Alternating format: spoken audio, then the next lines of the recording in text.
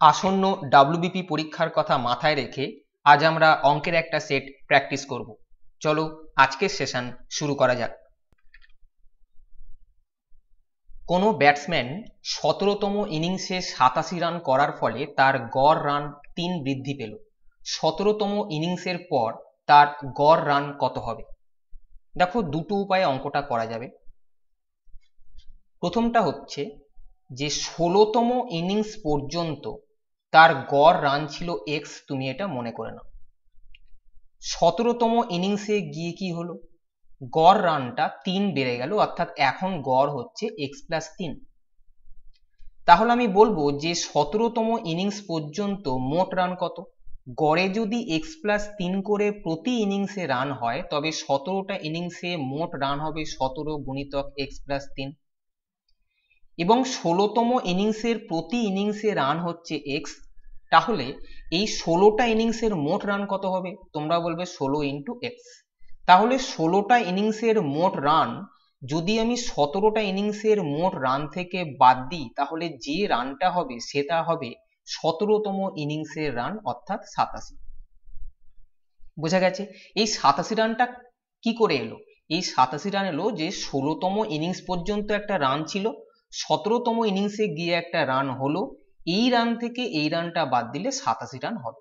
এবার 17x থেকে 16x বাদ দিলে শুধু x, এখান থেকে 3 17 51 প্লাস আছে, এদিকে এলে 87 মাইনাস 51 অর্থাৎ 36। তাহলে x এর মান পেলাম 36। x কি? x ছিল 16তম ইনিংস পর্যন্ত গড় রান। এখানে চেয়েছে 17তম ইনিংসের পর তার গড় রান কত হবে। আমি দেখছি 17তম ইনিংসের পর তার রান গড় হবে x+3। এখানে x এর মান 36 বেরিয়েছে, তার সঙ্গে 3 যোগ করে আমি বলবো 39 গড় হবে, যেটা অপশন নাম্বার 1-এতে আছে। এর দ্বিতীয় একটা প্রসেস আছে যেটা নিয়ে আমি একটা পুরো ভিডিও বানিয়েছি, সেটা পারলে একটু গড় এই চ্যাপ্টার থেকে দেখে নিও। কি কনসেপ্ট? 16তম ইনিংস পর্যন্ত গড় রান ছিল x, 17তম ইনিংসে গিয়ে এই গড়টা 3 বেড়ে গেল। জাস্ট এখানে যেটা করা হয়েছিল, আমি দেখছি ইনিংস বাড়লো একটা বাড়লো তাই +1, এখানে গড় বাড়লো 3 তাই আমি এখানে +3 লিখলাম। সবসময় এই ফিগারটার সঙ্গে এই ফিগারটা গুণ হবে এবং এই ফিগারটার সঙ্গে এই দিককার ফিগারটা গুণ হবে। বুঝতে পারছো? এটার সঙ্গে এইটা গুণ এবং এই দিককার ফিগারের সঙ্গে এইটা গুণ হবে। আমি যদি এইটার সঙ্গে এইটা গুণ করি x+3 পাবো, এটার সঙ্গে এটা গুণ করলে 3 ষোলো 48 পাবো। এগুলো সব যোগ হবে। যদি এখানে মাইনাস সাইন থাকতো, কোনো কারণে মনে করো যে এখানে গড়টা 3 কমলো, তাহলে এখানে -3 করতাম, তাহলে এটা 16কে -3 দিয়ে গুণ করলে -48, সেটা আমি এখানে বসাতাম। বোঝা গেছে? যা সাইন আসবে আমি সেটা বসাবো। এই যে জিনিসটা আসে, এই জিনিসটা আসে এই 87 রানটা করার জন্য, অর্থাৎ আমি লিখবো এটা সমান 87। তাহলে x এর মান কত হবে? একই রকম দেখো 87, এটা হচ্ছে 51, এদিকে মাইনাস করলে 36, যেটা এইখানে বেরিয়েছে। তাই এটা মনে মনেই করা যেতে পারতো, যদি এটাকে ভালো করে অভ্যেস করো তাহলে এই জিনিসটা করার প্রশ্ন আসে না। পরের প্রশ্নে যাওয়ার আগে একটা কথা বলে দিই, পাটিগণিতের একটা স্ট্যান্ডার্ড প্র্যাকটিস পেপার তৈরি করা হয়েছে 148 পাতার। এটা একটা ই বুক যেখানে লেটেস্ট প্যাটার্নের পাটিগণিতের সঙ্গে সঙ্গে পরীক্ষায় প্রায় আসে এমন প্রশ্নের সমাহার পাবে। রিপিটেড প্রশ্ন পাবে না, বরং বিভিন্ন প্যাটার্নের প্রশ্ন নিয়ে এই বই তৈরি করা হয়েছে। বইটার মধ্যে অধ্যায় ভিত্তিক গুরুত্বপূর্ণ প্রশ্ন পাবে, প্রায় সমস্ত প্যাটার্নের প্রশ্ন এখানে আছে। প্রশ্ন তৈরির ক্ষেত্রে সর্বভারতীয় পরীক্ষায় আসা শেষ 5 বছরের প্রশ্ন বিবেচনা করা হয়েছে। মোট 18টা অধ্যায় আছে যেখান থেকে পরীক্ষায় প্রশ্ন বেশি আসে এবং বাংলা মাধ্যমের ছাত্রছাত্রীদের কথা মাথায় রেখে সমস্ত প্রশ্ন বাংলায় দেওয়া হয়েছে। বইটা যদি কেউ নিতে চাও, লিংক ডেসক্রিপশন বক্সে দেওয়া আছে, সেই লিংকে ক্লিক করে বইটা পেতে পারো। এ ও বি এর বর্তমান বয়সের অনুপাত 4:3। 6 বছর পর এ এর বয়স হবে 26 বছর, বি এর বর্তমান বয়স কত? খুব সোজা প্রশ্ন এটা। এ আর বি এর বর্তমান বয়সের অনুপাত দেওয়া আছে 4:3। এটাকে x ধরেও করা যায়, তাও সোজা হবে। দেখো এটা কি রেশিও দেওয়া আছে? বর্তমান বয়স বলেছে 6 বছর পর এ এর বয়স 26 হবে, আমাকে বলো 6 বছর পরে এর বয়স যদি 26 হয়, এখন এর বয়স কত, অর্থাৎ বর্তমানে এর বয়স কত? তোমরা বলবে যে 6 বছর পরে হবে 26, তাহলে এখন আমি 6 মাইনাস করে দেবো, তাহলে আমি বলবো বর্তমানে তার বয়স হচ্ছে 20। কেন? 6 বছর পরে তার 26 হবে। তাহলে আমি দেখলাম এর বর্তমান বয়স 20, কিন্তু আমি এখানে রেশিওতে দেখছি এর বর্তমান বয়স 4 ইউনিট। তাহলে আমি বলতে পারি এই 4 ইউনিটের ভ্যালু হচ্ছে 20। আমি কি বললাম? 4 ইউনিটের ভ্যালু 20। তাহলে 1 ইউনিটের ভ্যালু হচ্ছে 5 বছর। কি চেয়েছে? বি এর বর্তমান বয়স কত? বি এর বর্তমান বয়স 3 ইউনিট, তাহলে 3 ইউনিটের ভ্যালু হবে 15 বছর, যেটা অপশন নাম্বার 4 এ আছে। 14 থেকে 55 মধ্যে 14 ও 55 ধরে 3 দিয়ে বিভাজ্য এবং একক স্থানে 3 থাকা সংখ্যা যদি বাদ দেওয়া হয় তবে কতগুলি সংখ্যা পড়ে থাকবে? কি বলেছে? 14 থেকে 55 মধ্যে কতগুলো সংখ্যা আছে? যদি আমি 14 আর 55টাকে ধরে গুনি তাহলে মোট কতগুলো সংখ্যা আছে আমি প্রথমে দেখে নেব। 14 থেকে 55 মধ্যে মোট সংখ্যা আছে কত জানো? এই দুটো সংখ্যাকে বিয়োগ করবে, 55 মাইনাস 14 প্লাস 1 করবে, তার কারণ এই দুটো সংখ্যাকে ধরা হয়েছে। বোঝা গেছে? তাহলে যখন কোনো রেঞ্জের মধ্যে কতগুলো সংখ্যা আছে বলা হয়, তখন যদি এই দুটোকে ইনক্লুড করা হয় তাহলে আমি 14 থেকে 55 বাদ দেবো, দিয়ে 1 যোগ করব। এটাকে বাদ দিলে দেখা যাচ্ছে 41 প্লাস 1 সমান 42টা সংখ্যা আছে। কিন্তু এই সংখ্যা চাইনি, বলছে এই সংখ্যাগুলোর মধ্যে 3 দিয়ে বিভাজ্য সংখ্যা আছে, সেটা তোমাকে বার করতে হবে। আর ইউনিট প্লেসে অর্থাৎ একক স্থানে 3 আছে এরকম সংখ্যাগুলো বাদ দিতে হবে। একক স্থানে 3, বোঝা গেছে? তাহলে এই সংখ্যাগুলো থেকে 3 দিয়ে বিভাজ্য যতগুলো সংখ্যা আছে এবং একক স্থানে 3 আছে এরকম সংখ্যাগুলোর সমষ্টি যদি আমি 42 থেকে বাদ দিই তাহলে আমি বলতে পারবো কতগুলো সংখ্যা পড়ে থাকে। বোঝা যাচ্ছে?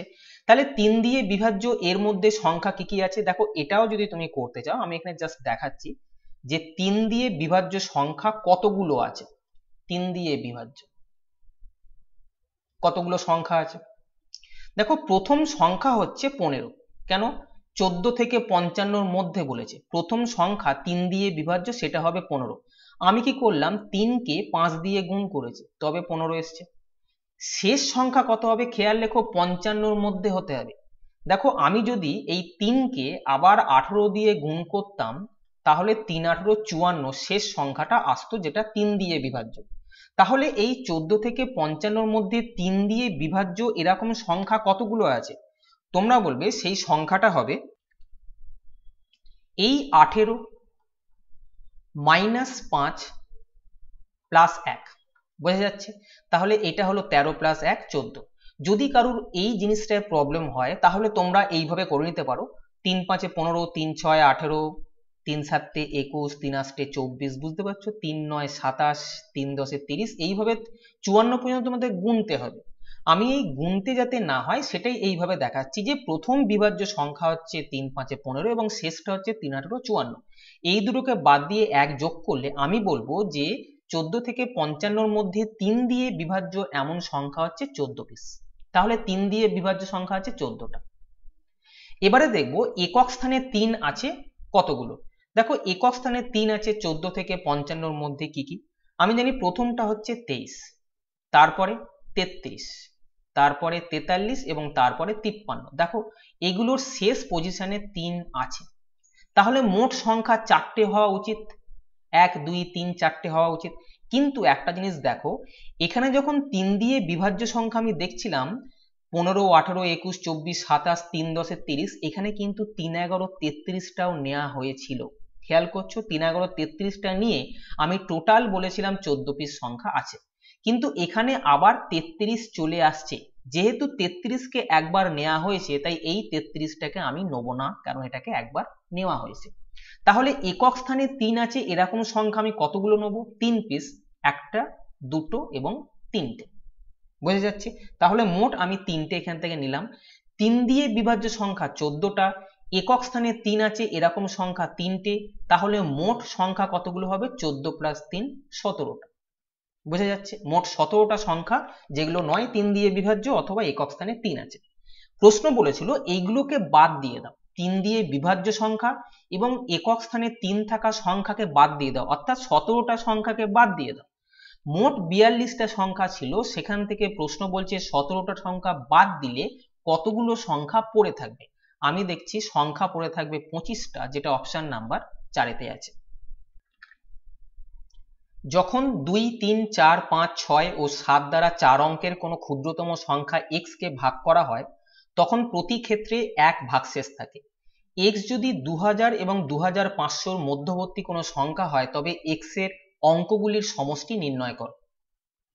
একটা সংখ্যা আছে যেটা হচ্ছে x, এই সংখ্যাটা 2000 থেকে 2500 মধ্যে কোনো একটা সংখ্যা আছে আমার জানা নেই। যে সংখ্যাটা পাওয়া যাবে সেই সংখ্যার যে অঙ্কগুলো আছে সেই অঙ্কগুলোর সমষ্টি কত, এটাই হচ্ছে প্রশ্ন। বোঝা যাচ্ছে? এবার দেখো যে সংখ্যাটা আছে সেটা হবে 4 অঙ্কের ক্ষুদ্রতম সংখ্যা x, এটা হচ্ছে 4 অঙ্কের ক্ষুদ্রতম সংখ্যা হবে, কিন্তু সেটা 2, 3, 4, 5, 6 ও 7 দ্বারা বিভাজ্য হবে। আমি প্রথমে দেখব যে 2, 3, 4, 5 এবং 6 ও 7 দিয়ে বিভাজ্য ক্ষুদ্রতম সংখ্যাটা কত। তোমরা জানো এইগুলো দিয়ে বিভাজ্য ক্ষুদ্রতম সংখ্যা, ক্ষুদ্রতম এই কথাটা আসছে, ক্ষুদ্রতম সংখ্যা আমি যখন বার করব সেটা হবে এদের লসাগু, অর্থাৎ 2, 3, 4, 5, 6, 7 এর লসাগু সেটা হচ্ছে 420। তাহলে 420 হচ্ছে এমন একটা ক্ষুদ্রতম সংখ্যা যেটাকে 2, 3, 4, 5, 6 এবং 7 দিয়ে ভাগ করা যাবে। আমি দেখব আমাদের যেহেতু প্রশ্নে বলেছে এই যে 4 অঙ্কের সংখ্যা সেটা হচ্ছে x, সেটা 2000 থেকে 2500 এর মধ্যে হতে হবে। আমি জানি 420 যদি আমি নামতা পড়ি তাহলে 420 কে 2 দিয়ে যদি আমি গুণ করি তাহলে আসবে 840, কিন্তু আমার দরকার 4 অঙ্কের সংখ্যা যেটা 2000 থেকে 2500 এর মধ্যে হবে। আমি 420 কে যদি 5 দিয়ে গুণ করি তাহলে এটা আসবে 2100। যদি আমি 4 দিয়ে গুণ করতাম, দেখে নাও একটুখানি, 420 কে যদি 4 দিয়ে গুণ করি তাহলে আসছে 1680, কিন্তু সংখ্যা দরকার 2000 থেকে, তাহলে এই দুটো সংখ্যাকে নেবো না, 5 দিয়ে গুণ 2100 হতে পারে। আর কি কিছু আছে? দেখে নাও 420 কে যদি আমি 6 দিয়ে গুণ করি তাহলে এটা আসবে 2520। দেখতে পাচ্ছ? তাহলে 2000 থেকে 2500 এর মধ্যে সংখ্যা সেটা হচ্ছে 2100। এটা কি? এটা হচ্ছে ক্ষুদ্রতম সংখ্যা যেটাকে 2, 3, 4, 5, 6, 7 দিয়ে ভাগ করা যাবে। 4 অঙ্কের ক্ষুদ্রতম সংখ্যা যেটাকে 2, 3, 4, 5, 6, 7 দিয়ে ভাগ করা যাবে, অর্থাৎ এইগুলো দিয়ে বিভাজ্য সংখ্যা হচ্ছে 2100। কিন্তু প্রশ্নে বলেছে যে এইগুলো দিয়ে ভাগ করার পর এক ভাগশেষ থাকবে প্রতি ক্ষেত্রে। আমি তো এই 2100টা বার করলাম যেটা 2, 3, 4, 5, 6, 7 প্রত্যেকটা দিয়ে ভাগ করা যাবে ক্ষুদ্রতম 4 অঙ্কের সংখ্যা। যেহেতু প্রতি ক্ষেত্রে এক ভাগশেষ থাকবে তাই এর সঙ্গে আরো এক অ্যাড করে দাও, তাহলে যে সংখ্যাটার কথা এখানে বলা হয়েছে অর্থাৎ x, সেটা হলো 2101। যে সংখ্যাটাকে এগুলো দিয়ে ভাগ করলে প্রতি ক্ষেত্রে এক ভাগশেষ থাকবে। বলেছিল এই x এর অঙ্কগুলোর সমষ্টি কত। x হচ্ছে এইটা সংখ্যাটা, এর অঙ্কগুলোর যোগ করে দাও, অঙ্ক একটা 2, একটা 1, একটা 0 আর একটা 1। এই অঙ্কগুলোর সমষ্টি হচ্ছে 2 + 1 + 1 = 4, যেটা অপশন নাম্বার 4-এতে আছে। অ্যাসিড ও জলের 60 লিটার মিশ্রণে অ্যাসিডের পরিমাণ 80%। এই মিশ্রণে আর কতটুকু জল মেশালে অ্যাসিডের পরিমাণ হবে 60%। দেখো অ্যাসিড আর জলের 60 লিটার মিশ্রণের মধ্যে অ্যাসিড আছে 80%। 60-এর 80% অ্যাসিড আছে। 60-এর 80% কত? তোমরা বলবে 60-এর 80% এটা কিভাবে করতে হয় জানো? জাস্ট এটাকে গুণ করো, 6 × 8 = 48 আর দুটো শূন্যকে বাদ দিয়ে দাও।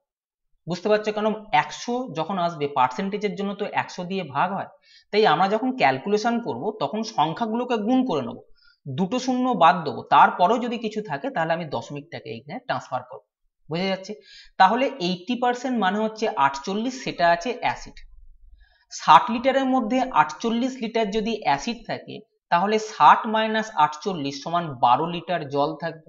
বোঝা যাচ্ছে? তাহলে 60 লিটারের মধ্যে 48 লিটার অ্যাসিড আছে এবং 12 লিটার জল আছে।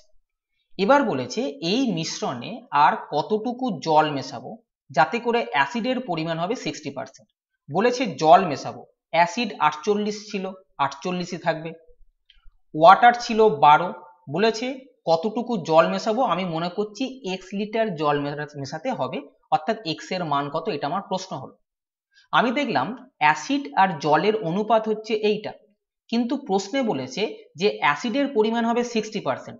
আমাকে বলো অ্যাসিডের পরিমাণ যদি 60% হয় তাহলে ওয়াটারের পরিমাণ কত হবে, 40%, কেন মোট 100% সলিউশন। এটাকে যদি আমি রেশিও করি তাহলে অ্যাসিড বাই ওয়াটার আসবে 60/40, বোঝা যাচ্ছে। আমি এটাকে কাটলাম, 2 দিয়ে কাটলে 3/2, অর্থাৎ অ্যাসিড আর ওয়াটারের রেশিও হবে 3/2। আমি দেখছি অ্যাসিড আর ওয়াটারের রেশিও এটা, কিন্তু প্রশ্নে বলেছে অ্যাসিড আর ওয়াটারের রেশিও হবে 3/2, বোঝা যাচ্ছে। এটাকে জাস্ট কাটলাম, 3 ষোলো 48, তাহলে x প্লাস 12 এটা মানে হচ্ছে 32, x এর মান হবে 32 মাইনাস 12 সমান 20।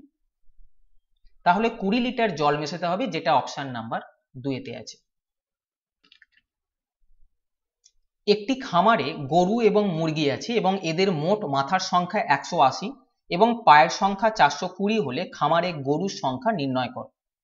দেখো অপশান থেকে অঙ্কটা খুব সহজেই করা যায়, তোমরা অপশান ধরে অঙ্কটা করতে পারো। গরুর সংখ্যা চেয়েছে, গরুর সংখ্যা এখান থেকে সবচেয়ে ছোট সংখ্যা থেকে ধরা স্টার্ট করবে, তার কারণ বড় সংখ্যা দিয়ে ক্যালকুলেশন করতে একটু অসুবিধে হবে, বোঝা যাচ্ছে। এই অঙ্কগুলো বেসিক্যালি 4 পেয়ে জন্তু এবং 2 পেয়ে জন্তুর সংখ্যা নিয়ে অঙ্ক থাকে। দেখো এখানে মুরগি আছে 2 পেয়ে এবং গরু আছে 4 পেয়ে। অঙ্কগুলো সাধারণত এই দিয়েই দেওয়া হয়। আমি একটা এই ধরনের অঙ্ক নাম্বার সিস্টেমের ক্ষেত্রে একটা আলাদা চ্যাপ্টার করে দিয়েছিলাম, যে কাউন্টিং অফ হেডস, পারলে ওই ভিডিওটা একবার দেখো। তবু আমি এখানে বলে দিচ্ছি যে এখানে কি করতে হবে। দেখো যখন এই ধরনের অঙ্ক থাকবে, প্রথমে আমরা ফার্স্ট স্টেপেতে পা, যত পায়ের সংখ্যা আছে তাকে 2 দিয়ে ভাগ করব, ভাগ করলে কিছু একটা পাবো। সেকেন্ড স্টেপে এখানে যেটা পেলাম, বোঝা যাচ্ছে, পায়ের সংখ্যাকে 2 দিয়ে ভাগ করার পর কোনো একটা সংখ্যা পাবো, এই সংখ্যাটাকে আমি আবার বিয়োগ করব মাথা, এই সংখ্যা থেকে মাথাটা বিয়োগ করব। এখানে মাথার সংখ্যা যেরকম 180 আছে, তাহলে আমি মাথার সংখ্যাটা এখান থেকে বিয়োগ করব। যে বিয়োগফলটা এখানে বেরোবে সেটা হবে 4 পেয়ে জন্তুর সংখ্যা, 4 পেয়ে জন্তুর সংখ্যা, অর্থাৎ এখানে গরুর সংখ্যা। তাহলে আরেকবার বলি, তাহলে যখনই এই ধরনের প্রশ্ন আসবে, পায়ের সংখ্যাকে 2 দিয়ে মনে মনে ভাগ করে নেব, যেটা বেরোবে সেটা থেকে মাথার সংখ্যাটা বাদ দেবো, বাদ দিলে যে উত্তরটা আসবে সেটা হবে 4 পেয়ে জন্তুর সংখ্যা। 4 পেয়ে জন্তুর সংখ্যা যাই পেয়ে যাব, যদি আমাকে 2 পেয়ে জন্তুর সংখ্যা বলে তাহলে মাথা থেকেই বাদ দেবো, কেন 180টা মাথা আছে মানে 180টা জন্তু আছে। আমি যদি 4 পেয়ে জন্তুর সংখ্যা এখানে পেয়ে যাই, মনে করো 100টা, তাহলে 180 থেকে ওই 100 বাদ দিলে 2 পেয়ে জন্তুর সংখ্যা পাবো। তাহলে এই অঙ্কের ক্ষেত্রে আমি কি করব, পায়ের সংখ্যা 420 আছে, আমি কি বলেছিলাম ফার্স্ট স্টেপে পায়ের সংখ্যাকে 2 দিয়ে ভাগ করব, কি পাচ্ছি 210, যেটা পাবো সেটা থেকে মাথার সংখ্যা যেটা আছে 180 সেটা বাদ দিয়ে দেবো, বাদ দিলে যে উত্তরটা হবে সেটা হবে 4 পেয়ে জন্তুর সংখ্যা অর্থাৎ গরুর সংখ্যা। তাহলে আমাদের এখানে উত্তর হবে অপশন নাম্বার 4 30। যদি মুরগি চাইতো তাহলে এই যে 180 আছে সেখান থেকে গরুর সংখ্যা যতগুলো বেরোলো সেটাকে বাদ দিলে মুরগি আসবে, বোঝা যাচ্ছে। পরের প্রশ্ন, এ এবং বি যৌথভাবে একটি ব্যবসা শুরু করলো। এ বি এর 3 গুণ অর্থ বিনিয়োগ করলো এবং তার বিনিয়োগকৃত সময় বি এর বিনিয়োগকৃত সময়ের দ্বিগুণ। যদি বি 4000 টাকা লভ্যাংশ পায় তবে মোট লভ্যাংশ কত। দেখো পার্টনারশিপের এই অঙ্কগুলোর ক্ষেত্রে একটা জেনারেল ফর্মুলা ইউজ হয়, profit is equal to investment into time. যে প্রফিটটা হবে সেই প্রফিটটা হবে কত টাকা ইনভেস্ট করেছো এবং সেই টাকাটা কত সময়ের জন্য ইনভেস্ট করেছো। এখানে এ আর বি এর কথা বলা হয়েছে ইনভেস্টমেন্ট, প্রথমে ইনভেস্টমেন্ট মানে কত টাকা বিনিয়োগ করছে।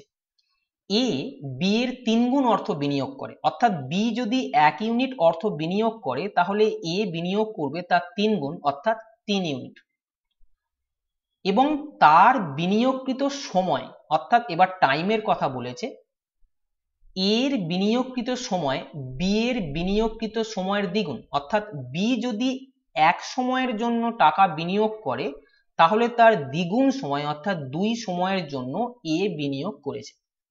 আমি জানি profit is equal to investment into time. আমি যদি এবারে প্রফিটের রেশিও বার করি, আমি দেখছি এ এর ইনভেস্টমেন্ট 3, এ এর টাইম 2, ইনভেস্টমেন্টকে যদি টাইম দিয়ে গুণ করি অর্থাৎ 3 দুগুণে 6, এটা হবে এ এর প্রফিট। একই রকম ভাবে বি এর ইনভেস্টমেন্টকে বি এর টাইম দিয়ে যদি গুণ করি তাহলে 1 1 কে 1, এটা হবে বি এর প্রফিট। তাহলে প্রফিটের রেশিও আমি দেখলাম 6:1, অর্থাৎ যা প্রফিট হবে, কত প্রফিট, যদি 7 ইউনিট, দেখছো 6 প্লাস 1 টোটাল যদি 7 ইউনিট প্রফিট হয়, তার মধ্যে এ পেয়েছে 1 ইউনিট প্রফিট এবং বি পেয়েছে 1 ইউনিট প্রফিট এবং এ পেয়েছে 6 ইউনিট প্রফিট। কিন্তু বলেছে বি 4000 টাকা লভ্যাংশ পায়। আমি দেখতে পাচ্ছি বি 1 ইউনিট লভ্যাংশ পেয়েছে, ওরা বলছে এটা নাকি 4000 টাকা। চেয়েছে মোট লভ্যাংশ কত, দেখো আমি বলেছি মোট লভ্যাংশ 7 ইউনিট, তাহলে 7 ইউনিটের ভ্যালু হবে 4 7 28,000 টাকা, যেটা অপশন নাম্বার 3-তে আছে। কোন পরীক্ষায় 65% ছাত্র ইতিহাসে এবং 55% ছাত্র হিন্দিতে পাস করে। যদি 5% ছাত্র উভয় বিষয়ে ফেল করে তবে কত শতাংশ ছাত্র উভয় বিষয়ে পাস করেছে? এটা ইতিহাস, হিস্ট্রি, আর এটা হচ্ছে হিন্দি। উভয় দেখছো, তাই এই পার্টটা হচ্ছে উভয় বিষয়। এখানে বলে দিয়েছে 5% ফেল করেছে, খেয়াল রেখো এইটা ফেলে দেওয়া আছে। আর হিস্ট্রির ক্ষেত্রে 65% পাস দেওয়া আছে, আর হিন্দির ক্ষেত্রে 55% পাস দেওয়া আছে।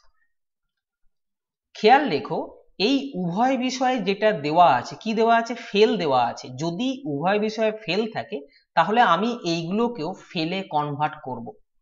আমি ফেলটাকে পাসে কনভার্ট করব না। এখানে যে উভয় বিষয়ে থাকবে, বাই চান্স যদি এটা পাস দেওয়া থাকতো এবং এইগুলো ফেল দেওয়া থাকতো তাহলে কি করতাম, আমি এটাকে চেঞ্জ করব না। এটা যদি ফেল থাকে আমার টার্গেট থাকবে এগুলোকেও ফেল দেখানো, এটা যদি পাসে থাকে তাহলে আমি এইগুলোকেও পাস করানোর চেষ্টা করব।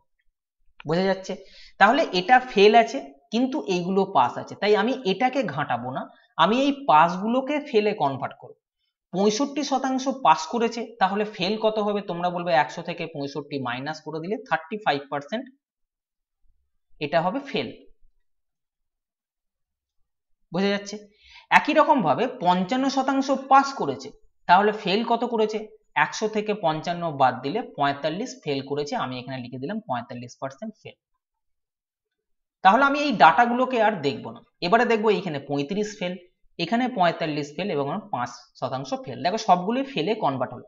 টার্গেট সবগুলোকেই পাসে বা সবগুলোকে ফেলে কনভার্ট করতে হবে, কিন্তু খেয়াল রেখো এখানে যেটা থাকবে আমি সেটাতেই এইগুলোকে কনভার্ট করে নেব। এবারে দেখো শুধু ইতিহাস কি, এই যে জায়গাটা আছে, এই টোটাল জায়গাটার মধ্যে ইতিহাসও আছে, আবার কিছুটা পোর্শন হিন্দিও ঢুকে আছে।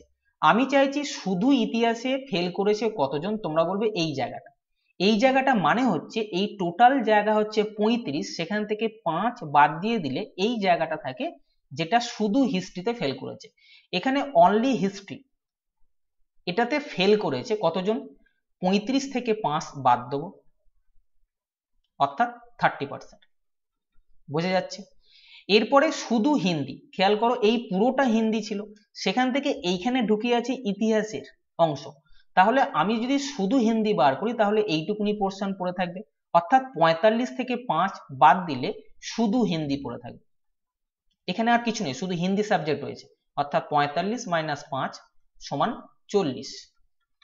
আর আমি যদি এই অংশটুকু এবারে নিই, এখানে হচ্ছে 5% বোথ ফেল করেছে, তাহলে মোট ফেল কত, মোট ফেল বলতে শুধু ইতিহাস, শুধু হিন্দি এবং উভয় বিষয়ে ফেলের সংখ্যা 30 প্লাস 40 প্লাস 5 অর্থাৎ 75%। 75% যদি ফেল করে তাহলে উভয় বিষয়ে পাস কতজন করেছে এটাই প্রশ্ন। আমরা করব 100 থেকে আবার ওই 75 বাদ দেবো, কেন এইটা পুরোটাই হচ্ছে ফেল। এই ফেল যদি বাদ দিই তাহলে 25% যেটা আসবে সেটা আসবে উভয় বিষয়ে পাস কতজন, যেটা এখানে চেয়েছে। তাহলে আমাদের উত্তর হবে 25%, যেটা অপশন নাম্বার 3-তে আছে। একটা মান নির্ণয় করতে দিয়েছে, যেখানে বলা আছে √5 এর মান এটা হলে এটার মান কত। দেখো 45কে, এই যে √45 আছে, এটাকে আমরা 9 গুণিতক 5 করে লিখতে পারি।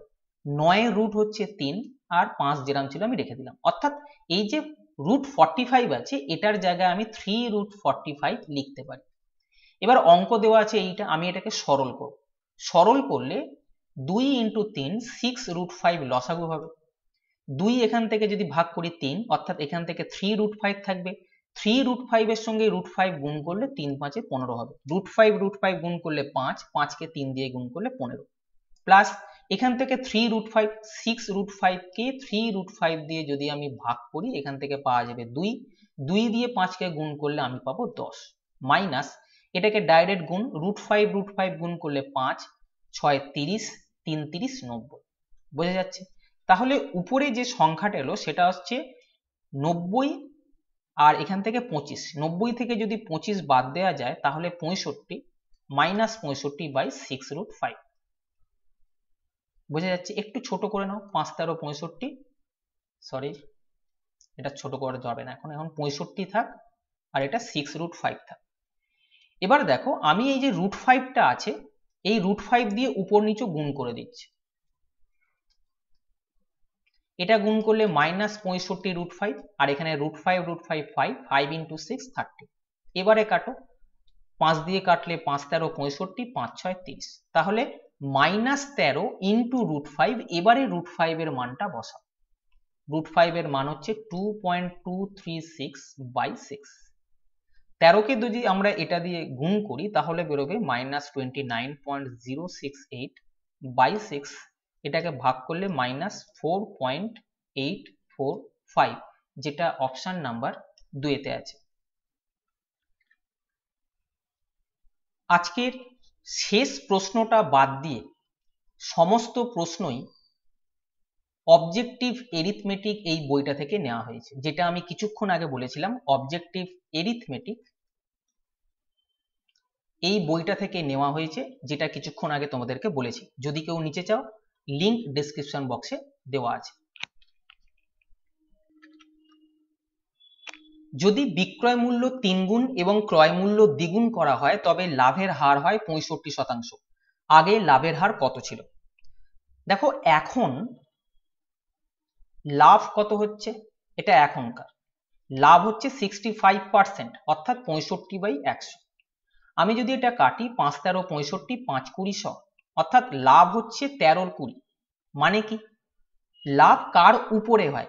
লাভ সবসময় ক্রয় মূল্যের উপরে হয়, অর্থাৎ এটা যদি ক্রয় মূল্য হয় তাহলে এটা হবে লাভ, বোঝা যাচ্ছে। ক্রয় মূল্যের উপরে লাভ হয়, তাহলে ক্রয় মূল্য যদি 20 হয় লাভ হবে 13 টাকা। তাহলে আমি বলতে পারি যে এখন ক্রয় মূল্য যদি 20 হয় তাহলে বিক্রয় মূল্য কত হবে? তোমরা বলবে যেহেতু 13 টাকা লাভ হয়েছে তাই 20 সঙ্গে 13 টাকা আমি যোগ করে বলবো বিক্রয় মূল্য 33 টাকা, আমি এখানে লিখে দিলাম। এটা এখন হয়েছে, তাহলে এখন ক্রয় মূল্য 20 হলে বিক্রয় মূল্য 33 হয়েছে, তাই 65% লাভ হয়েছে। কিন্তু এটা কখন এসছে, ক্রয় মূল্য 20 কখন হয়েছে বা বিক্রয় মূল্য 33 কখন হয়েছে? দেখো যখন বিক্রয় মূল্য 3 গুণ করা হয়েছে তখন বিক্রয় মূল্য 33 হয়েছে, এবং ক্রয় মূল্যকে দ্বিগুণ করার পর এই ক্রয় মূল্যটা এসছে, তবেই তো এই জিনিসগুলো এসছে, ফিগারগুলো। তাহলে বিক্রয় মূল্য 3 গুণ করে এটা এসছে, তাহলে আগে বিক্রয় মূল্য কত ছিল? আমি বলবো 3 দিয়ে ভাগ করব, তার কারণ যা ছিল তাকে 3 দিয়ে গুণ করে এখন এসছে, তাহলে এখনকে 3 দিয়ে ভাগ করলে আগে বিক্রয় মূল্য ছিল 11। ক্রয় মূল্য দ্বিগুণ করার পরে ক্রয় মূল্য 20 হয়েছে, তাহলে আগে ক্রয় মূল্য কত ছিল? দ্বিগুণ করার পরে হয়েছে, তাই আমি এখন 2 দিয়ে ভাগ করে বলবো আগে ক্রয় মূল্য ছিল 10 ইউনিট। আমি দেখলাম আগে ক্রয় মূল্য ছিল 10 টাকা, বিক্রয় মূল্য ছিল 11 টাকা, তাহলে আগে লাভ ছিল 1 টাকা। আমি দেখলাম যে আগে 10 টাকায় 1 টাকা লাভ ছিল। কেন? সবসময় বলেছি ক্রয় মূল্যের উপরে লাভ হয়, এটা ক্রয় মূল্য আগে ছিল, তার উপরে লাভ 1 টাকা হয়েছে, তাহলে লাভের হার আগে কত ছিল? আমি বলবো আগে লাভের হার ছিল 10%, যেটা অপশন নাম্বার 4 তে আছে। যদি কোনো কারখানায় শ্রমিকের সংখ্যা 15:11 অনুপাতে কমে যায় এবং তাদের বেতন 22:25 অনুপাতে বৃদ্ধি পায়, তবে শ্রমিকদের মোট বেতন হ্রাসের অনুপাত কত হবে? দেখো আগে আর এখনের কথা বলা হয়েছে।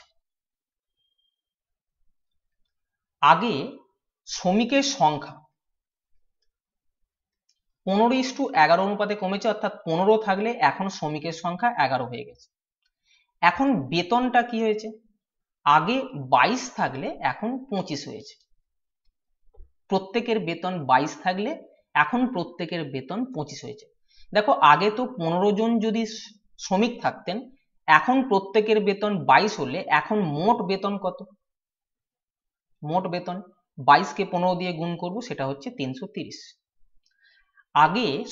এখন 11 জন শ্রমিক আছে, প্রত্যেকের বেতন 25, তাহলে আমি যদি এই দুটোকে গুণ করি তাহলে এখন বেতন পাবো 25 কে 11 দিয়ে গুণ করলে 5 আর 2 7, 275।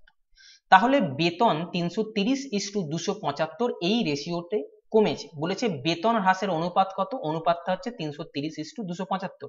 এটাকে 55 দিয়ে কাটো, তাহলে বেতন হ্রাসের অনুপাত 6:5, যেটা অপশন নাম্বার 1-তে আছে। PQRS একটি 20 সেমি বাহু বিশিষ্ট বর্গক্ষেত্র। বিপরীত শীর্ষবিন্দুগুলি যুক্ত করলে যে 4টি ত্রিভুজ গঠিত হয় তাদের পরিসীমার যোগফল কত? একটা বর্গক্ষেত্র আছে PQRS, এর প্রতিটা বাহুর দৈর্ঘ্য 20 বলে দিয়েছে, এগুলো সব 20 করে। বিপরীত শীর্ষবিন্দুগুলো যোগ করে দাও, দাঁত বার করা আঁকা হয়েছে, ওকে। তাহলে 4টে ত্রিভুজ তৈরি হয়েছে, দেখতে পাচ্ছ এই 4টে ত্রিভুজ তৈরি হয়েছে, আমি এখানে নাম দিলাম ও। বলেছে এই যে 4টে ত্রিভুজ তৈরি হলো, এই 4টে ত্রিভুজের পরিসীমার যোগফল কত? পরিসীমা মানে কি? এখানে যতগুলো রেখা দেখতে পাচ্ছ সব রেখাগুলোর যোগফলকে আমি পরিসীমা বলি, বোঝা যাচ্ছে? এখানে খেয়াল করো, যখন ত্রিভুজ তৈরি হচ্ছে তখন এই বাহু, এই বাহু, এই বাহু যোগ হচ্ছে, এই বাহুটা, এই বাহুটা, এইটা এবং এইটা যোগ করলে যেটা হবে সেটা আমাদের অ্যান্সার হবে, সেটা হবে পরিসীমা। এক্ষেত্রে দেখো আমি যখন যোগ করব তখন দেখছি যে এই বাহুগুলো তো আসবেই, বোঝা যাচ্ছে? এইগুলো কি? এগুলো হচ্ছে বর্গক্ষেত্রের বাহু, তাহলে আমি 4 ইন্টু বর্গক্ষেত্রের বাহু, জাস্ট বোঝানোর জন্য আমি এখানে লিখছি, লেখার দরকার লাগতো না। 4 ইন্টু বর্গক্ষেত্রের বাহু, এটা আমি পাবো এইগুলো। আর কি পাবো? এইগুলোকে সব যোগ করে দেখতে হবে যে কত আসছে। দেখো আমি যদি যোগ করি কি কি পাবো আমি এখান থেকে দেখো, যখন এই ত্রিভুজটা নিচ্ছি, খেয়াল রেখো আমি যখন এই ত্রিভুজটা নিচ্ছি তখন PO প্লাস OQ নেব, PO প্লাস OQ। খেয়াল করো আমি এইটা নিয়েছি, এখানে লিখে দিয়েছি। যখন এই ত্রিভুজটা নেব, যেটা মার্ক করছি, তখন এই বাহুটার সঙ্গে এই বাহুটা যোগ করব, অর্থাৎ OQ প্লাস OR আমি নেবো এখান থেকে, OQ প্লাস OR। যখন এই ত্রিভুজটা নিচ্ছি তখন কি হবে? এই বাহুটা আর এই বাহুটা হবে, কেন এই টোটাল ত্রিভুজ হবে এইটা, তাহলে OR প্লাস OS এখান থেকে আমি পাবো। আর যখন এই ত্রিভুজটা নেবো তখন আমি এখান থেকে OP আর OS পাবো, এখান থেকে আমি OP বা PO আর OS পাবো। দেখো এখান থেকে খেয়াল করো, PO দুটো আছে, তাহলে আমি এখান থেকে 2PO লিখতে পারি। OQ দুটো আছে, তাহলে আমি এখানে 2OQ লিখতে পারি। OR দুটো আছে, তাহলে আমরা এখান থেকে 2OR লিখতে পারি, এবং OS দুটো আছে, তাহলে এখান থেকে আমি 2OS লিখতে পারি। এবার খেয়াল করো এই PO আর OR যদি যোগ করি, পুরোপুরি আমি PR এই কর্ণের দৈর্ঘ্য পাবো। কি বললাম? PO আর OR যোগ করছি, PO এখানে, OR এখানে, এখান থেকে 2 কমন নিলে 2PO প্লাস OR আমি পাবো। আর এই দুটো থেকে যদি আমি 2 কমন নিই তাহলে OQ প্লাস OS পাবো। PO প্লাস OR মানে কি? PO প্লাস OR মানে হচ্ছে PR, তাহলে আমি এখানে লিখবো 2PR plus OQ plus OS নিলে কি পাবো? OQ প্লাস OS, এটা মানে হচ্ছে QS, অর্থাৎ এখান থেকে 2QS পাবো। এতক্ষণ পরে আমি কি দেখতে পেলাম যে 4টে বর্গক্ষেত্রের বাহুর সমষ্টি তো আমি যোগ করবই, যোগ করে যে কর্ণগুলো আছে দেখতে পাচ্ছ, এই কর্ণ আর এই কর্ণ, এই কর্ণগুলো দ্বিগুণ আমাকে যোগ করতে হবে। তাহলে PR যেহেতু কর্ণ আমি লিখবো দুটো কর্ণ, QS ও যেহেতু কর্ণ তাহলে আমি লিখবো দুটো কর্ণ। কেন আমি দুটোতেই কর্ণ লিখলাম? তার কারণ বর্গক্ষেত্রের কর্ণগুলোর দৈর্ঘ্য সমান হয়, বোঝা গেছে? তাহলে দুটো কর্ণ সমান 4টে কর্ণ আমি এখানে পেলাম। তাহলে এতক্ষণ পর আমি যেটা পেলাম সেটাকে মনে রাখার চেষ্টা করো, যে যখন এরকম কোনো ত্রিভুজ আসবে, ত্রিভুজের ক্ষেত্রে আমি 4টে বর্গক্ষেত্রের বাহু যোগ করব প্লাস 4টে কর্ণের দৈর্ঘ্য আমি যোগ করব। এটা হচ্ছে মোদ্দা কথা। বর্গক্ষেত্রে কর্ণের দৈর্ঘ্য কি? বর্গক্ষেত্রের কর্ণের দৈর্ঘ্য হচ্ছে বাহু √2। বোঝা যাচ্ছে? বাহুর দৈর্ঘ্য 20 আছে, তাই আমি এখানে 20 √2 হচ্ছে বর্গক্ষেত্রে কর্ণের দৈর্ঘ্য। তাহলে আমাদের উত্তর কি হবে? উত্তর হবে, এটা এখানে লিখছি, 4 ইন্টু বর্গক্ষেত্রের বাহু, 4 ইন্টু বর্গক্ষেত্রের বাহু 20 প্লাস 4 ইন্টু কর্ণ, একটা কর্ণের দৈর্ঘ্য দেখতে পাচ্ছ 20 √2, তাহলে 4টে কর্ণ হবে 4 ইন্টু 20 √2। তাহলে উত্তর হবে 80 প্লাস 80 √2, যেটা অপশন নাম্বার 2 আছে। তাহলে আজকে এই পর্যন্তই। যদি সেশনটা ভালো লাগে তবে চ্যানেলটা সাবস্ক্রাইব করো এবং বন্ধুদেরকেও শেয়ার করো, যাতে করে তারাও সমানভাবে উপকৃত হয়। ভালো থেকো, ভালোভাবে পড়াশোনা করো। টাটা।